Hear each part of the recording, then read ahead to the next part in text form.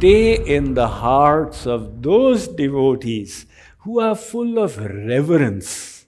And in their heart, they depend only upon you for their protection.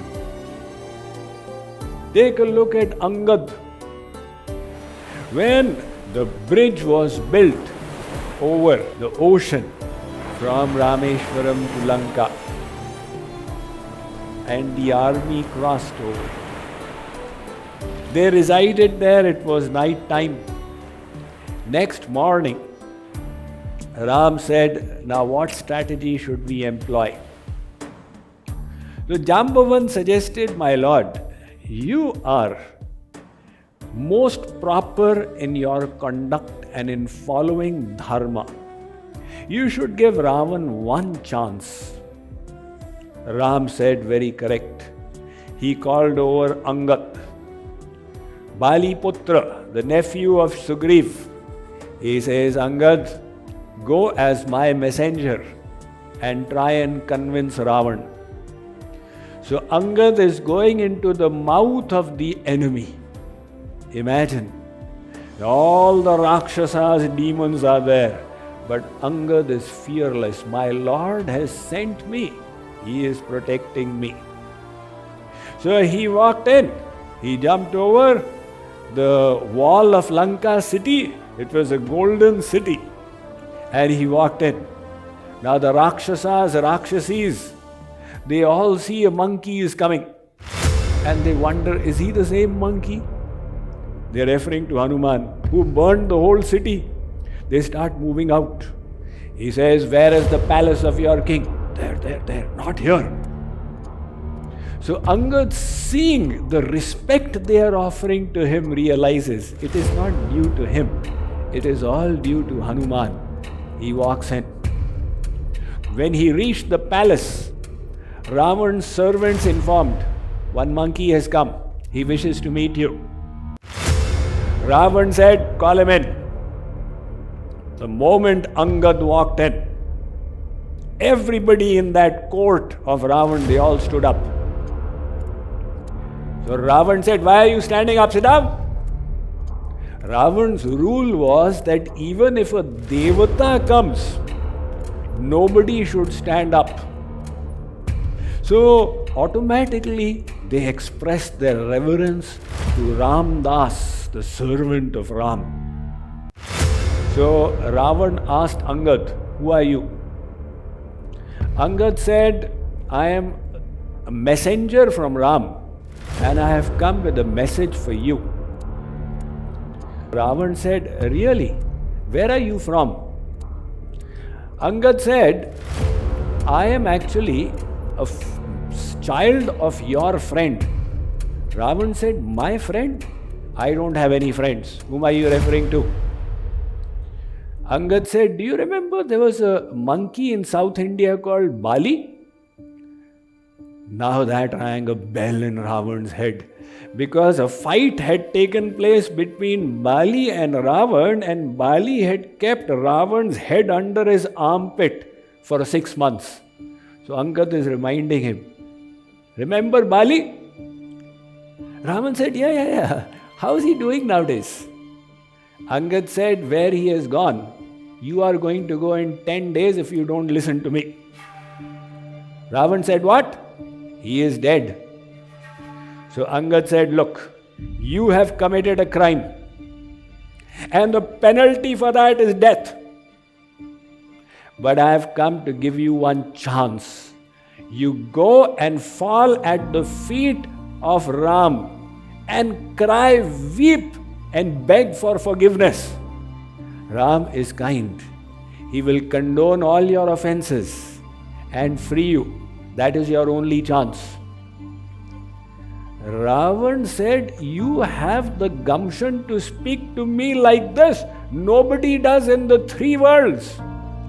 Tell me, if Ram is as good as you are claiming he is, then why did his father take him out of the city and send him to the forest? If he is so wonderful, why is he roaming around in the forest in an ascetic vesh, tapas vesh? Hearing Ram criticized like that, Angad could not tolerate. He took his fist and smashed it on the ground. How dare you speak like that? And the earth started trembling. The crowns on Ravan's head, they fell to the ground. So Angad grabbed 4 and tossed them. And Ravan quickly put the others back on his head. Now here Ram was sitting outside with his army when some unidentified flying objects, UFOs, came. People asked, what are these? Ram said, these are Ravan's crowns. They are being sent as samples by Angad. So Angad said, I just smashed the ground and you saw what happened.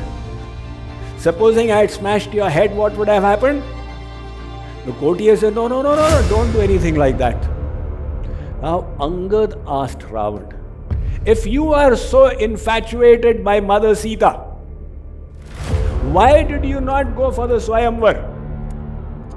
Ravan said, I did go there. But then some work came up and I saw the bow is of my Guru, Lord Shiv. How can I break it? Angad said, in that case, I'll create a new Swayamvar for you. Now this is his faith in the Lord. He has full conviction that he has been sent for the Lord's work and Ram will protect him.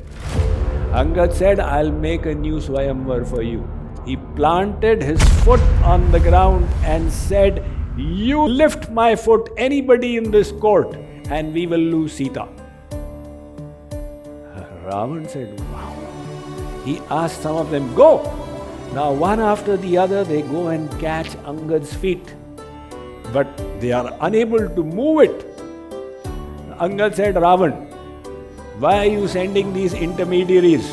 Why don't you come yourself?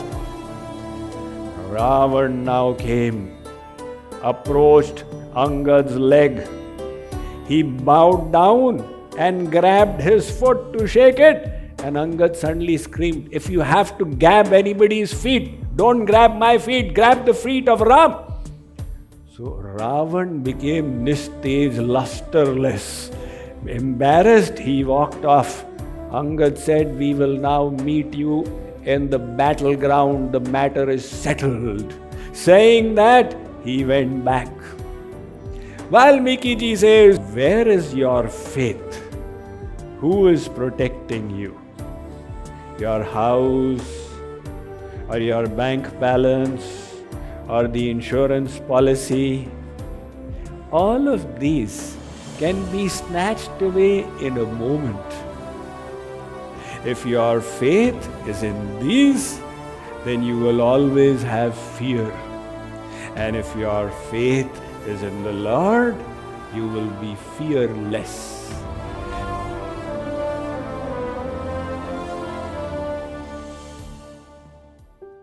This Ram Viraha is the thing that churned Bharat's love. And the nectar that came out is what we relish. That spread his glory throughout the 3 worlds. And the poison that came out was drunk by Kaikeyi. The Kaikeyi was also actually a great devotee. Ram says, Janani dosha dehi jadatehi sapnehu sadhu sabha nahi jehi. Mother, those people will blame you who have not understood the rahasya of Ram Leela through satsang. Why? When Ram was little, Kaikeyi was so fond of Ram. She would always be around Ram. And then one day, when Ram was in the Kishore Avastha, he said to Kaikeyi that, do you really love me? Kaikeyi said, more than anything else. Ram said, I need to ask something from you. Will you do it? Kaikeyi said, whatever you ask. Ram said, what I am going to ask will be disastrous for you. You will lose your husband. and your son will separate himself from you. Kaikeyi said, what is it you are going to ask? Ram said, there are people in the forest who are waiting for me. There is Shabri who has been waiting for so many years in the hope that I will come to her hut. I have to fulfill all those things. I have to do the vad of the Rakshasas. So I need a reason to go into the forest, and you will be the reason for it.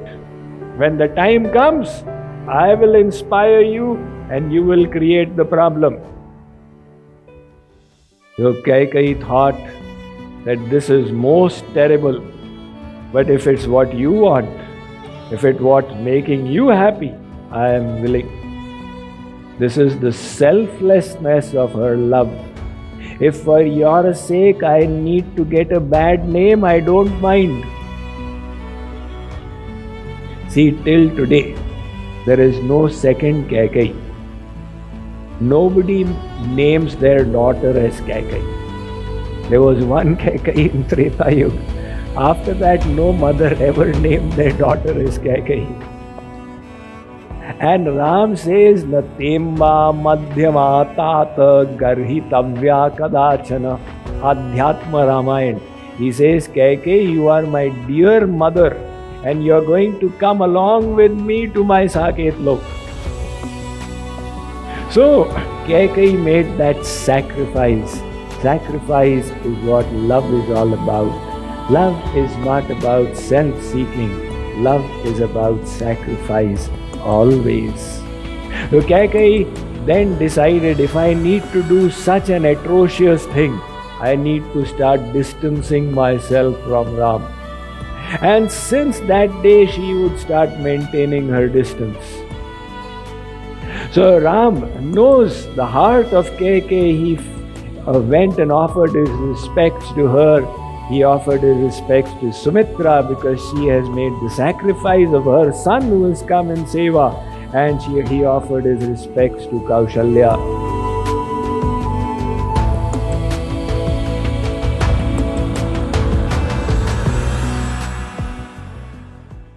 Hanuman is such a great devotee with so much of love. But sarala swabhava na man kutilai. Once, Sita Mata was doing her shringar, and Hanuman came and asked, Mate, why do you put this sindoor in your forehead? Sita thought how to explain to this brahmachari. She said, when I put this, then Ram is very pleased.